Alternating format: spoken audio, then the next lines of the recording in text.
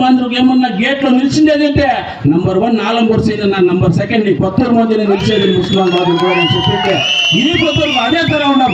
మా back friend అమ్మానన్న మీకంటే ఇద్దరు సేరి వాళ్ళు యాపత్తు వాళ్ళు అంతే నేను అంతే జతలోనే కాసుకొని జతలోనే ఉంటాం మేము యాపత్తును. అది నేను యాపత్తు మనుషుల నాకు మంచి చేసిండేవాడిని యాపత్తు నేను మరవను. ఈ మధ్య కొత్తూరు కొంచెం కర్ణాటకలో తెలుసుంటే విజయవాడకు పోతే నన్ను నిలబడుకొని రోడ్లో పట్టుకొని ఫోటోలు దిగుతారు. మైసూరుకు పోతే నన్ను నిలబడుకుంటే ఫోటోలు దిగుతాను. భోజనం తింటా ఉంటే షూమక్కకు పోతే ఏడో హోటల్లో భోజనం తింటే ఫోటోలు దిగుతారు. బెలగాంలో నా దగ్గర ఫోటోలు దిగుతారు.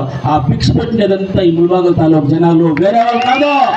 మీరే నన్ను గుర్తించింది, మీరే నన్ను పెంచింది. ఎన్నో ఆస్తులు ఉంటాయి, ఎంతో ఉంటాయి. వాళ్ళ జనాలు తెలిసేలా, వాళ్ళెవరు మాట్లాడేలా. మనం చాలా తక్కువ ఉన్నా కర్ణాటక లెవెల్లో తెలిసేట్లు చేస్తారు కదా మీరు. దీనికన్నా ఏమై ఆస్తి కావాలా? దీనికన్నా ఏమి ఆస్తి కావాలా? ఈ ఆస్తి చాలదా? ఈ జనాలు ఉండే చాలదా? ఈ ఆస్తి చాలదా మనకి? ఈ ఆస్తినే శక్తివంత ఆస్తి. వేరే ఆస్తులంతా శక్తి కాదు, ఇవే శక్తివంత ఆస్తులు మనకి.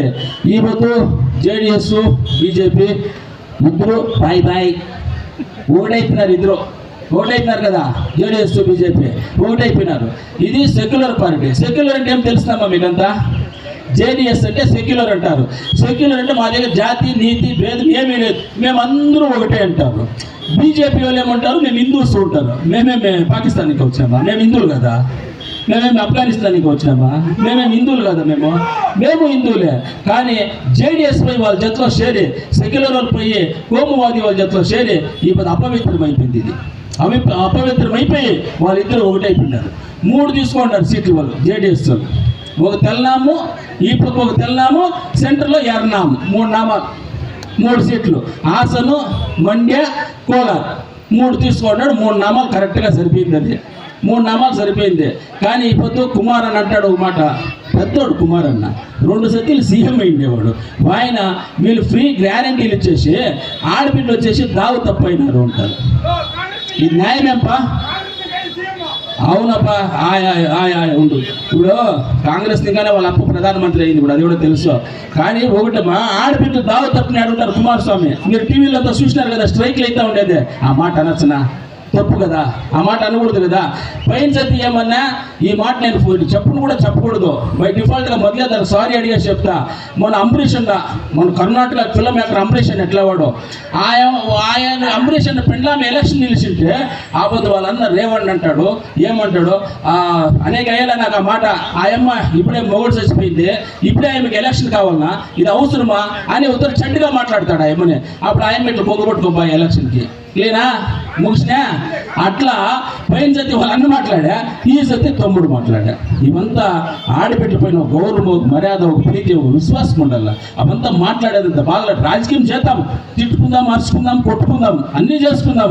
కానీ ఆడపిల్లల గురించి ఇట్లా చెడ్డ మాటలు మాట్లాడేది అవంత పద్ధతి కాదు. దాన్ని ఇంకా ఈ పొద్దు కర్ణాటకలో 20 సీట్ల కన్నా పైన గెలుస్తాం. 20 సీట్ల కన్నా పైన గెలుస్తాం. కాంగ్రెస్ పార్టీ 20 సీట్లు పైన గెలుస్తాం. ఈ పొద్దు మన చేయి గుర్తు. ఈ దేశంకి కాంగ్రెస్ పార్టీ ఏమి చేసింది మీరు అడగచ్చు మమ్మల్ని. ఈ దేశం స్వాతంత్రం తెచ్చింది ఎవరు? కాంగ్రెస్. దేశం స్వాతంత్రం తెచ్చింది ఎవరమ్మా? కాంగ్రెస్ పక్షమో. అప్పుడు బీజేపీ లేనే లేదు. బీజేపీ ఇప్పుడు మీద బీజేపీ పార్టీనే లేదు. అప్పుడు జేడిఎస్ పార్టీనూ లేదు. అప్పుడు కాంగ్రెస్ ఈ దేశానికి స్వాతంత్రం తెచ్చా. కాంగ్రెస్ ఈ దేశానికి టీవీ తెచ్చా. కాంగ్రెస్ ఈ దేశానికి టెలిఫోన్ తెచ్చా. ఈ కాంగ్రెస్ ఈ దేశానికి వచ్చేసి ఇంటర్నెట్ తెచ్చా. కాంగ్రెస్ ఈ దేశానికి కారణం తెచ్చా. అన్నీ తెచ్చా. కానీ రైతులకు ఎంతో సపోర్ట్ చేసుకోవచ్చా. వీళ్ళేం 10 ఉండి వీళ్ళేం చేసిండేదే 1,65,000 కోట్లు అప్పు చేసింది. అది మాత్రం మన పైన కరెక్ట్గా చేసిన 1,65,000. 165 లక్షల కోట్లు. నేను లక్ష ఇట్లు ఉల్టా చెప్పేస్తే 165 లక్షల కోట్లు అప్పులు చేసినారు అంతే వీళ్ళు.